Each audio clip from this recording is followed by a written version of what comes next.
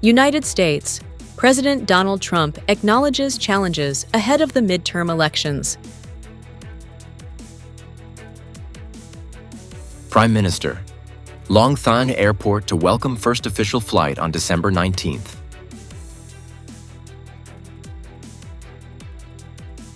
Farmers raise large-sized eels for the Lunar New Year market. Hello, so good to see you again in today's news by Nghệ An Press and Broadcasting Agency. I'm Hoàng Yên, and here we go to first headline of the show. On December 14th, U.S. President Donald Trump said he cannot yet be certain that Republican Party will retain control of the House of Representatives in next year's midterm elections, noting that history shows this is a significant challenge, though he believes that Republicans deserve to win. Excitingly for me and for the country. In an interview with the Wall Street Journal, President Trump acknowledged that the party holding the White House often loses seats in midterm elections, while Republicans currently maintain only a narrow majority in the House. He has urged Republican-controlled states to consider redrawing congressional district maps to improve electoral prospects for conservative voters. On the economic front, President Trump expressed confidence that his policies will show clear results starting in the second quarter of 2026. He said hundreds of billions of dollars in investments in auto manufacturing, artificial intelligence, and heavy industry are underway and will deliver positive news ahead of the campaign season. He also predicted price stability, continued record highs in the stock market, and said border security achievements would be recognized by voters as Election Day approaches. A number of major cities around the world, including New York, Berlin, and London, have staffed up security measures for Jewish community activities during Hanukkah, following a shooting attack targeting a Jewish holiday event at Bondi Beach in Sydney, Australia. After the shooting at Bondi Beach in Sydney on the afternoon of December 14th, local time, authorities in New York City deployed additional security forces to protect synagogues and Hanukkah events across the city. In Europe, Berlin police announced heightened security around the Brandenburg Gate, where a large electric menorah was lit to mark the first night of Hanukkah. In the United Kingdom, London's Metropolitan Police also confirmed that security levels have been raised.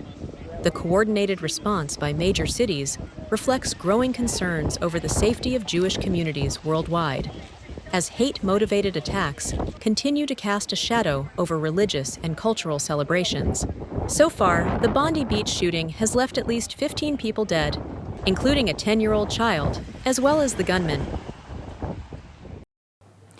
On the afternoon of December 14th, Prime Minister Phát just inspected progress, urged the implementation, and encouraged the forces working on the Long Thanh International Airport project, along with related expressways and airport access roads. This was his 9th inspection visit to the site. At a briefing at the construction site, the Prime Minister praised the efforts, responsibility, and creativity of ministries, agencies, local authorities, and engineers and workers, noting that 8 key project components have now been largely completed. He requested the Airports Corporation of Vietnam, ACV, and relevant agencies to finalize the remaining tasks. The Prime Minister also directed the Ministry of Construction to coordinate with ACV and the Vietnam Air Traffic Management Corporation, VATM, to complete detailed plans for the technical test flight on December 15th and the first official flight on December 19th.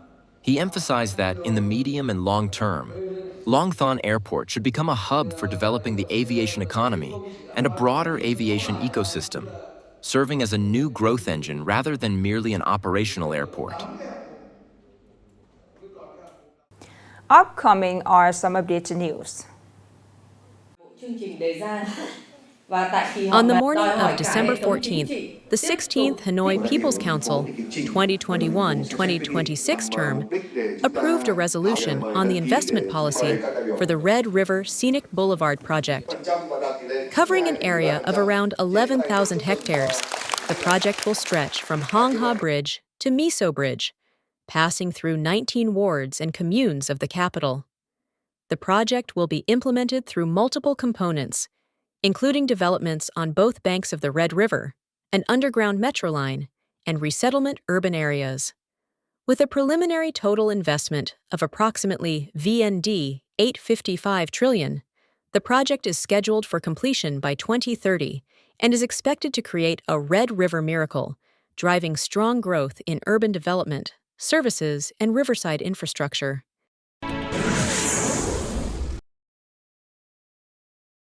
In 2025, despite facing significant challenges from natural disasters, Nghệ An's tourism sector still recorded positive growth, with an estimated 9.9 million visitors, up 5% compared to 2024, and total revenue exceeding VND 30.6 trillion.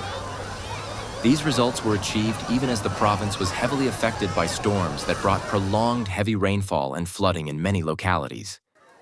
Nevertheless, in 2025, Nghệ An successfully organized a number of large-scale cultural and political events that attracted visitors, such as the 2025 Sen Village Festival marking the 135th anniversary of President Ho Chi Minh's birth. In addition, state management has been tightened to ensure a safe and friendly tourism image for Nghệ An, with stronger measures to guarantee food safety as well as security and public order at tourist attractions across the province.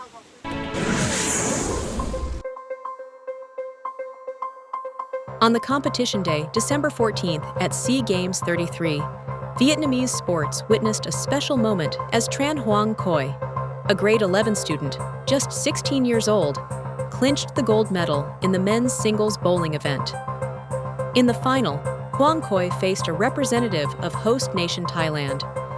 The young bowler, born in 2009, delivered a remarkably composed performance, scoring 235 points compared to his opponent's 210. This gold medal marks the first time Vietnamese bowling has reached the top of the podium at a SEA Games. As such, Hoang Khoi's victory not only came as a major surprise to experts, but also represents a historic milestone for Vietnamese bowling on the Southeast Asian stage.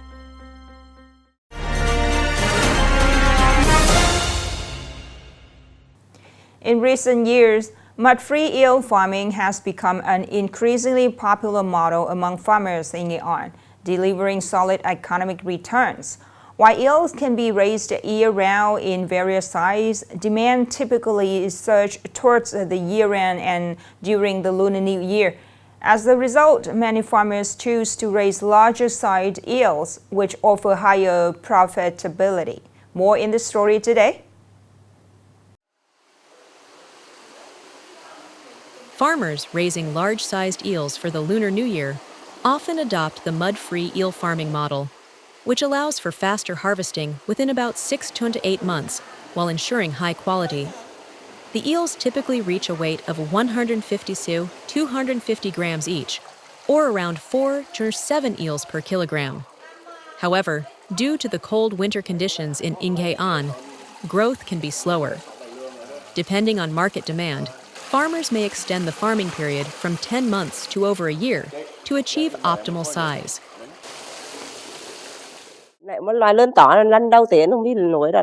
I've raised such large eels, and it took more than 10 months.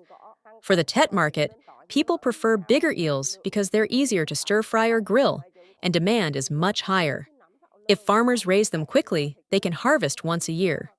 The largest ones can weigh 500 to 600 grams, while others are around 100 to 200 grams. The mud-free eel farming model can make efficient use of limited space, requires relatively little labor, and can be implemented in cement tanks or tarpaulin-lined ponds. It offers flexible farming cycles with reasonable initial investment and feed costs. Currently, many eel tanks have reached a size of 3-7 eels per kilogram, with market prices ranging from VND 15,000 to 17,000 per kilogram. On average, an eel reaches about 120 grams after 8.5 months. To increase the size to around 200 grams per eel, it takes another month and a half. Selling them during Tet brings good prices. We are not worried about market demand because the longer farming period ensures better quality, so output remains stable. According to farmers, Mud-free eel farming is not difficult. Key requirements include regular water changes, proper care, and timely disease prevention following technical guidelines to help eels gain weight quickly and reduce the risk of disease. During winter, maintaining suitable water temperature and keeping the tanks warm are essential, allowing farmers to raise larger eels and earn higher income during the Lunar New Year. The last story just ended our news today. Thank you so much for your attention. Goodbye for now.